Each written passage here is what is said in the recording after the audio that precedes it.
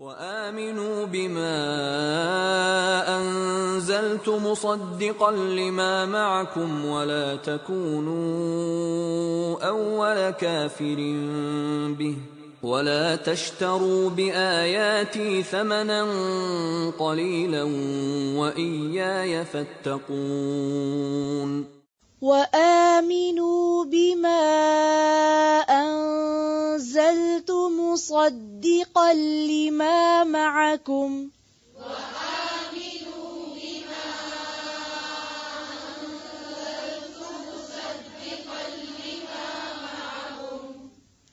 وآمنوا بما أنزلت مصدقا لما معكم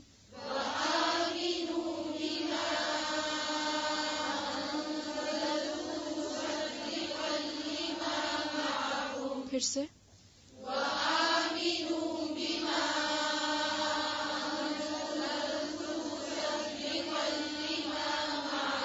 أَنزَلْتُ تا پہ کیا ہے؟ اس کو لمبا نہیں کھینچیں. پھر سے وَآمِنُوا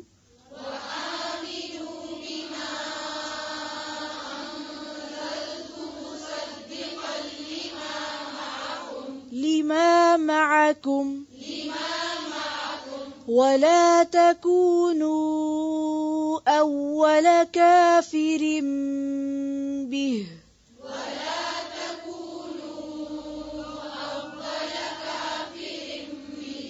أول كافر به پھر سے ولا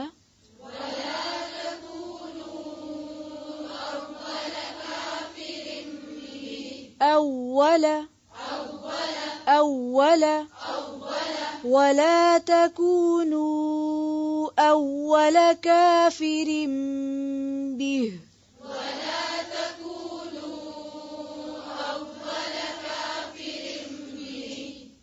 كافر به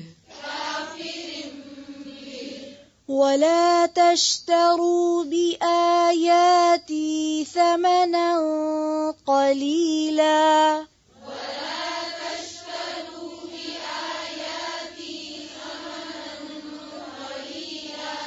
ولا تشتروا بآياتي ولا تشتروا بآياتي ثمنا قليلا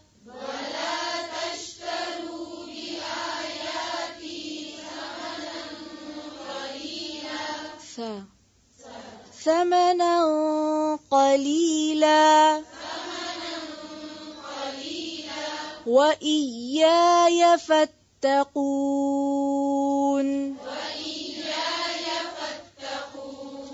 وإياي فاتقون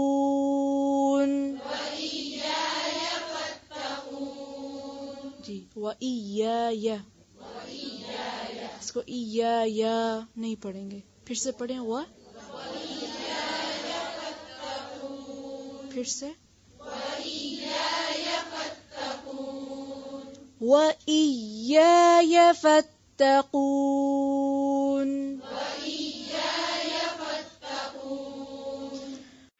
وآمنوا اور ایمان لاؤ بما اس پر جو انزلتو نازل کیا میں نے مصدقاً تصدیق کرنے والا لما اس کے لیے جو معکم تمہارے پاس ہے ولا اور نہ تکونو تم ہو جاؤ اولا سب سے پہلا گروہ کافرن انکار کرنے والا بھی اس کا ولا اور نہ تشترو تم لو بآیاتی میری آیات کے بدلے ثمنن قیمت قلیلاً تھوڑی وإیایا اور صرف مجھ ہی سے فاتقونی پس ڈرو مجھ سے.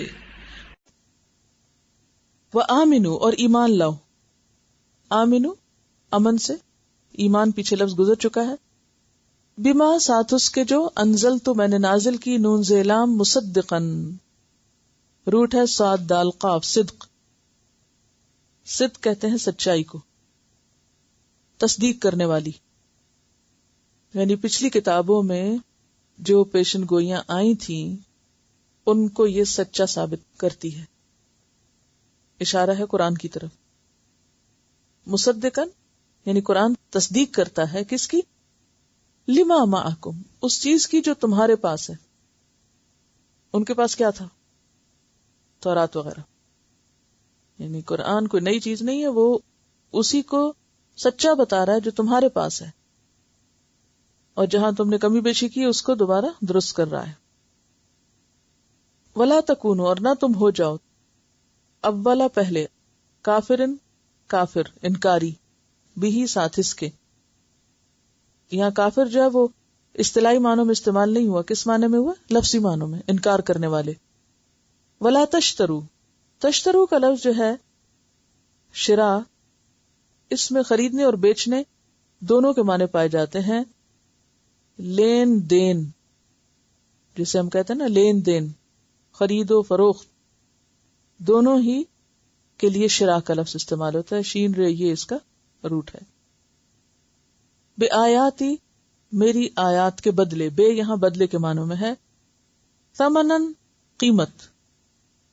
قیمت سے مراد صرف پیسے نہیں ہے، قیمت سے مراد بیچنے والا بیچنے والی چیز کے عوض جو کچھ لیتا ہے وہ قیمت کہلاتا ہے، چاہے وہ پیسے ہوں چاہے وہ کوئی سامان ہو. جیسے پہلے زمانے میں لوگ کیا کرتے تھے، گندوں کے بدلے چنے اور چاول کے بدلے کپاس. تو پھر سمن کیا ہوا؟ ہر وہ چیز جو بیچی جانے والی چیز کے عوض ملتی ہے. ٹھیک ہے، اسی وجہ سے آپ دیکھیں خرید و فروخت، لین دین، یعنی کچھ دے رہے ہیں کچھ لے رہے ہیں، یعنی مقابل میں جو کچھ ملتا ہے وہ سمن ہوتا ہے. قلیلاً تھوڑا، حقیر بہت کم. بإیایا اور مجھی سے، صرف مجھ سے. فاتقونی پس ڈرو مجھ سے. وآمنو اور ایمان لے آؤ. اب واضح طور پر میسج دیا جا رہا ہے، ایمان لے آؤ. کس چیز پر؟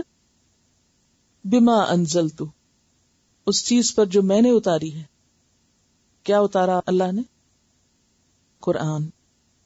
کیا ہے قرآن؟ مصدقا لما معکم، تصدیق کرنے والا ہے ان باتوں کی جو تمہارے پاس پہلے سے ہی موجود ہیں. یعنی تمہاری کتابوں میں جن چیزوں کا ذکر ہے، جو باتیں کہی گئی ہیں، وہی تو قرآن میں بتائی جا رہی ہیں. جس نے تورات اتاری اسی نے قرآن اتارا ہے، جس نے موسیٰ کو بھیجا اسی نے محمد صلی اللہ علیہ وسلم کو بھیجا ہے. ایک ہی سورس ہے، ایک ہی اوریجن ہے، تو کیوں مشکل ہے تمہیں ماننے میں؟ وَلَا تَكُونُوا أَوَّلَ كَافِرٍ بِهِ، اور تم اس کے پہلے انکار کرنے والے نہ بنو. اول کافر کیوں کہا گیا؟ کیونکہ یہ بہت بڑا پتھر تھے راستے میں. سب سے پہلی رکاوٹ یہی تھی، علماء بنی اسرائیل. اگر یہ مان جاتے سب مان جاتے، کیونکہ لوگ کہتے تھے یہ ایمان لے آئیں گے تو ہم بھی لے آئیں گے. تو پہلے مقام پر یہ ایمان نہیں لائے تو پیچھے ان کے اور بھی بہت سے نہیں لائے. تو اسی لیے کہا گیا کہ سب سے پہلے انکاری تم ہی کیوں بن رہے ہو کہ تمہارے پیچھے اور بھی بہت سے لوگ انکار کر دیں. وَلَا تَشْتَرُوا بِآيَاتِي ثَمَنًا قَلِيلًا، اور میری آیات کے بدلے تھوڑے پیسے مت لو. اس کا یہ مطلب نہیں کہ زیادہ ملے تو لے لو، دنیا ساری بھی ملا لو تو وہ تھوڑی ہی ہے. ساری دنیا کی دولت بھی اکٹھی ہو جائے انسان کے پاس تو وہ کیا ہے؟ تھوڑی. وَإِيَّایَ فَاتَّقُونَ، اور صرف مجھی سے تم ڈرو، میرا ہی تقوی اختیار کرو.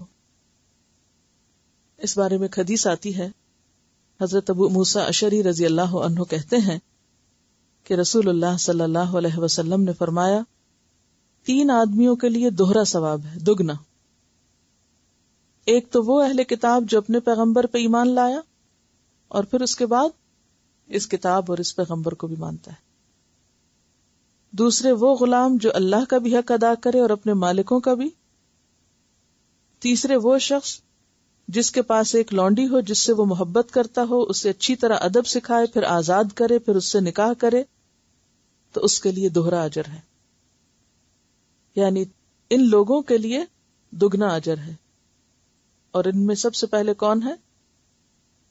وہ اہل کتاب جو اپنے پیغمبر اور اپنی کتابوں کو مانتا ہے، اور پھر اس کے بعد اس کتاب اور اس پیغمبر کو بھی مانتا ہے. یعنی ہم لوگ تو پیدائشی مسلمان ہیں. اب ایک شخص جو پہلے اپنے مذہب پر ہے اور پھر اسلام قبول کرتا ہے تو اس کے لیے دگنا اجر ہے. یعنی کس طرح انکریج کیا گیا، آمنو، ایمان لے آؤ، مت جھجکو، دوہرا اجر ملے گا تم کو. اور اگر تم نے انکار کیا، تم نے روڑے اٹکائے، تو پکڑ بھی تمہاری زیادہ ہوگی، کیونکہ لوگ تمہاری وجہ سے رکے ہوئے ہیں اس طرف آنے کو. وَلَا تَشْتَرُوا بِآيَاتِي ثَمَنًا قَلِيلًا، اور میری آیات کے بدلے تھوڑی قیمت مت لو.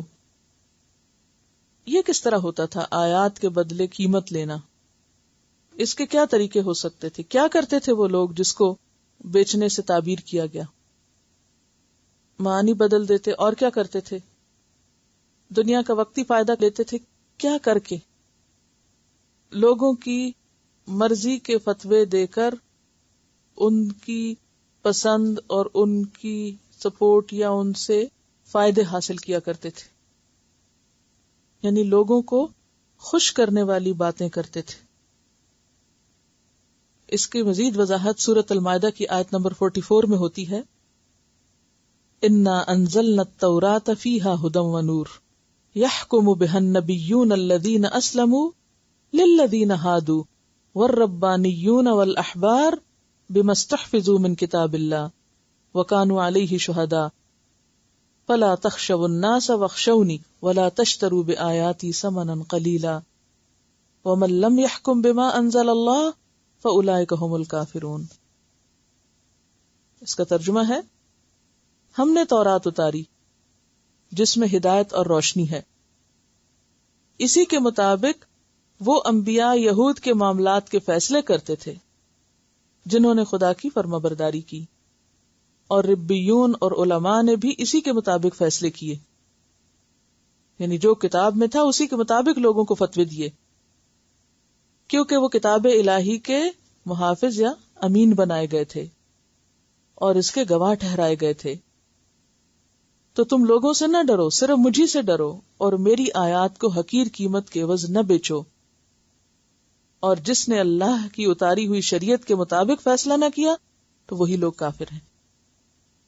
تو اس کا مطلب کیا ہے کہ ان کے علماء کو یہ کہا جا رہا ہے کہ نمبر 1، جو کتاب میں لکھا ہے اس کے مطابق فیصلے دو، اور نمبر 2، لوگوں کی مرضی کے مطابق بات کر کے ان سے مفاد مت حاصل کرو، کیونکہ انہیں ڈر ہوتا تھا نا، اگر ہم نے کسی کی مرضی کے خلاف فتویٰ دیا تو کیا ہوگا، لوگ ہم سے ناراض ہو جائیں گے، پھر یہ ہمارے پاس نہیں آئیں گے، پھر یہ کسی اور مولوی صاحب کے پاس چلے جائیں گے. تو وہ اپنے عقیدت مندوں کے اندر کمی نہیں کرنا چاہتے تھے، لہٰذا ان کو ہمیشہ خوش رکھتے تھے، ان کی مرضی کی باتیں انہیں سناتے تھے. دیکھیے یہ معاملہ بھی بڑا عجیب ہوتا ہے. لوگ اللہ کے نام پر، دین کے نام پر آپ سے محبت کرتے ہیں. جس دن آپ ان کو ان کی ایک غلطی بتاتے ہیں، اسی دن سے ان کی محبت کس میں تبدیل ہو جاتی ہے؟ نفرت. اگر اللہ کے لیے ہو پھر نہیں ہوتی، کیونکہ انسان کو اپنا نفس اور اپنی ذات اتنی پیاری ہوتی ہے نا کہ اس میں وہ کوئی کسی قسم کی خامی سننا ہی نہیں چاہتا کہ میرے میں کوئی کمی ہے یا میرے میں کوئی کمزوری ہے یا میں غلطی پر ہوں، یہ نہیں وہ ماننا چاہتا. تو اب آپ دیکھیں کہ ایک صاحب علم کے لیے یہ بڑی آزمائش کا وقت ہوتا ہے. یعنی ایک شخص جس کو صحیح بات پتا ہے اور اس کے سامنے ایک شخص غلط کام کر رہا ہے، اور وہ صرف اس ڈر سے نہیں بتاتا کہ پھر یہ میرا مخالف ہو جائے گا، پھر اس سے جو مجھے فائدہ پہنچ رہا ہے وہ نہیں مجھے ملے گا. اب دو میں سے ایک چیز کو آپ کو چوز کرنا پڑے گا. ایک یہ کہ آپ غلط بات کہیں اور اس کی وفاداری اور دوستی اور محبت اور اس سے فائدے حاصل کرتے رہیں، اور ایک یہ کہ حق بات کہیں چاہے اس کے بدلے میں آپ کو نقصان ہی اٹھانا پڑے. نقصان کیا؟ کہ آئندہ سے وہ آپ کی چاہت ختم کر دے گا، آپ کی تعریف کی بجائے کیا کرے گا؟ برائی شروع کر دے گا. اور اس کا مجھے ذاتی تجربہ ہے. بڑی چاہت سے لوگ آتے ہیں، جب تک میں انہیں کچھ نہ کہوں وہ چاہت جاری رہتی، برقرار رہتی. جس دن پہلی غلطی نکالوں اس کو وہ ڈانٹ کہیں گے، اس کو وہ روڈنس کہیں گے، اس کو وہ جا کے باہر باتیں کریں گے. ساری محبت بھگ سے اڑتی ہے، ساری عقیدت جاتی ہے. اب ایک تو یہ ہے کہ آپ لوگوں کی غلطیاں دیکھتے جائیں اور انہیں غلطیوں پہ شاباش دیتے جائیں اور کہتے جائیں آپ سب صحیح کر رہے ہیں. اور ایک یہ کہ جہاں وہ غلطی کریں وہاں ان کو روک کے بتائیں کہ آپ غلطی کر رہے ہیں، آپ ایسا نہ کریں. اور بعض اوقات بالکل ڈائریکٹ اسٹریٹ فارورڈ ہو کر بھی بتانا پڑتا ہے، کیونکہ اس کے بغیر لوگوں کو سمجھ ہی نہیں آتی وہ کیا غلطی کر رہے ہیں. اور جس دن وہ بتانے کا وقت آتا ہے وہ ساری محبت کے دعوے جھوٹ ہو جاتے ہیں، سب عقیدت ختم ہو جاتی ہے. تو کسی بھی عالم کے لیے، کسی بھی مصلح کے لیے، کسی بھی خیر خواہ کے لیے یہ بڑا امتحان کا وقت ہوتا ہے. اب بنی اسرائیل کے علماء کو کیا کہا جا رہا ہے؟ میری آیات مت بیچو، دین کو غلط معنی یا غلط رنگ مت پہناؤ، حق کو نہ چھپاؤ، حق کو باطل میں مت ملاؤ. تو پھر حق کو صحیح اصل شکل میں پکڑنا ایسے ہی ہے جیسے نبی صلی اللہ علیہ وسلم نے ایک پیشن گوئی کی تھی نا، ایک وقت آئے گا کہ جب ایمان کس کی طرح ہو جائے گا؟ انگارے کی طرح ہو جائے گا، کہ جس کو ہاتھ پہ لینا بھی آزمائش اور پھینکنا بھی آزمائش. کہ دین پر قائم رہنا اور چلنا کیسے ہو جائے گا؟ جیسے انگارہ ہاتھ پہ رکھنا نا. تو گرم چیز ہوتی ہے نا تو آپ کتنے مضطرب پھر ہو جاتے ہیں نا کہ اٹھا کے رکھنا مشکل ہو جاتا ہے. کیونکہ قدرتی بات ہے کہ وہی نگاہیں جو آپ کو محبت سے دیکھتی ہیں وہ آپ کو دوسری طرح دیکھنا شروع کر دیں. وہی لوگ جو آپ کی عقیدت کی باتیں کرتے ہیں وہ آپ کی برائیاں کرنا شروع کر دیں. تو یہ انسانی نفس پہ تو بہت بھاری ہے. لیکن اس کے بغیر علاج ہو نہیں سکتا نا. جیسے ایک ڈاکٹر ہے، ڈاکٹر کا کیا کام ہوتا ہے؟ وہ مریض کی مرضی کی دوا دے یا اپنی مرضی کی دے، یا جو اس کے فائدے کی وہ دے. جو اس کا مرض ہے اس کے مطابق اس کو سخت ہاتھ بھی لگانا پڑے گا، سخت پٹی کرنی پڑے گی، بعض اوقات اس کو کاٹنا پڑے گا، اس کے اندر سے کچھ نکالنا پڑے گا، اس کو سینا پڑے گا، اس کا خون بھی بہے گا، اس کو تکلیف بھی ہوگی. لیکن اس کے بغیر اس کی اصلاح ہو نہیں سکتی، علاج ہو نہیں سکتا. بہت سے لوگ اس ڈر سے کہ دوا کھانی پڑے گی یا سرجری کرانی پڑے گی، انہوں نے کیا طریقہ اختیار کر رکھا ہے؟ وہ ڈاکٹر کے پاس نہیں جاتے. امن میں رہیں ہم، نہ سامنے آئے نہ ہماری کوئی غلطی ہمیں بتائے. ہم نہیں پڑھتے، ہم نہیں سیکھتے، ہم خود ہی سیکھ لیں گے، ہم اپنے استاد خود ہی ہیں. تو پھر اگر کوئی نہیں سیکھتا تو کس کا نقصان ہے؟ سکھانے والے کا تو کوئی نقصان نہیں. تو یہاں بیسیکلی علماء بنی اسرائیل سے خطاب ہے. وَآمِنُوا بِمَا أَنزَلْتُ مُصَدِّقًا لِمَا مَعَكُمْ وَلَا تَكُونُوا أَوَّلَ كَافِرٍ بِهِ. کیونکہ یہ اول نمبر پر تھے نا، یعنی لوگوں کے لیے ایک سمبل تھے. وَلَا تَشْتَرُوا بِآيَاتِي ثَمَنًا قَلِيلًا وَإِيَّايَ فَاتَّقُونِ. پھر کیا اینڈ کس پہ ہو رہا ہے؟ صرف مجھ سے ڈرو. کیونکہ جب تک انسان اللہ سے نہیں ڈرتا اس وقت تک یہ کام ہو نہیں سکتے. صرف خدا کا ڈر ایسی چیز ہے کہ جو انسان سے حق کہلواتا ہے. بندوں کے ڈر سے حق نہیں کہا جا سکتا، اور خصوصاً ان بندوں کے ڈر سے جن سے آپ کے مفاد وابستہ ہوں.